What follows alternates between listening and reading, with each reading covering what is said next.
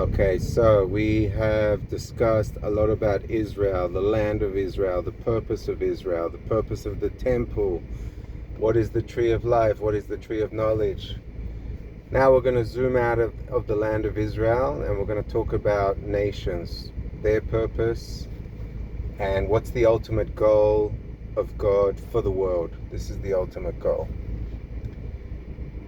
The ultimate goal is for the tree of life, God, to shine upon Israel, spread that light, spread that divinity onto the nations. Now, Israel is called the firstborn son of God, the firstborn. In other words, the relationship between Israel and God is like a father to a son. And this is how we must see God, like a father. And the ultimate goal is to make all the nations children of God. In other words, God wants a family of nations. He doesn't just want one son. He wants the entire earth to be under his Torah. So this is the goal. And there is a hierarchy in the sense that the place that God's light comes from, yes, it comes from the land of Israel, but it is reflected from the prophet to the high priest, to the priests, to the Levites, to the judges of all the tribes of Israel, to the nation of Israel, and it extends into the other nations of the world. So this is the ultimate goal, to have the whole earth under the Torah. This is the ultimate goal. And it will happen eventually. In the meantime, we are dealing with other people wanting to take that role. In other words, other nations are trying to take the role of Israel. They want to be that light that spreads. And this is basically the source of all the anti-Semitism in the world, pretty much. And they're not happy that God chose Israel for that role. They're not happy about that. They're angry with God because he didn't choose them. And he basically wants to, the nations want to take Israel's role. You can see it in Christianity, you can see it in Islam, you can see it in other types of cults and religions, that they see themselves as the center of the world. But that's not the case. In fact, don't think that anti-Semitism and jealousy is limited to nations. No, it's also within Israel. The famous story of Korach from the tribe of Levi. He was not happy with being a regular Levite. He wanted to be a priest. He was furious about the fact that he couldn't be a priest and that only the sons of Aaron could be priests. And you have the whole story of Korach. So don't think that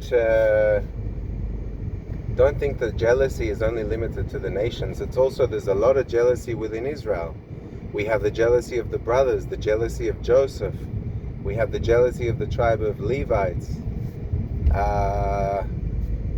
Jealousy that the Messiah comes from Moses and not another part of Israel. There's all this jealousy within Israel as well. So don't think it's limited to nations. And basically, from what I understand, that if Israel did their job and they kept the commandments, I'm talking about in the time of Joshua, if Israel did their job and they kept the commandments and God's presence remained in Israel and he was shining his light on the prophet of the generation, through the priests, through the Levites, onto the nation, you would see an enlightenment period in the land of Israel, and all nations around Israel that would come and visit here, they would experience that light. And then they would go back to their lands and they would spread what they saw here in Israel. That's basically the goal. So right now, within the nation of Israel, everything's set up for Israel to be a light to the nations. And that hasn't happened yet, clearly. Hasn't happened.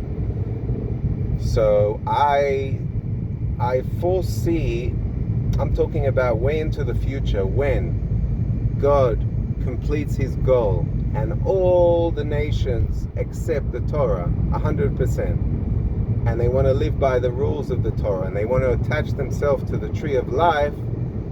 At this point, I believe, just like we go to the temple 3 times a year, I believe every nation will come at a different time of the year to experience God and then go back to their land. You see, the regular nation of Israel, the 12 tribes, they were not in the temple all the time. They were not experiencing God all the time.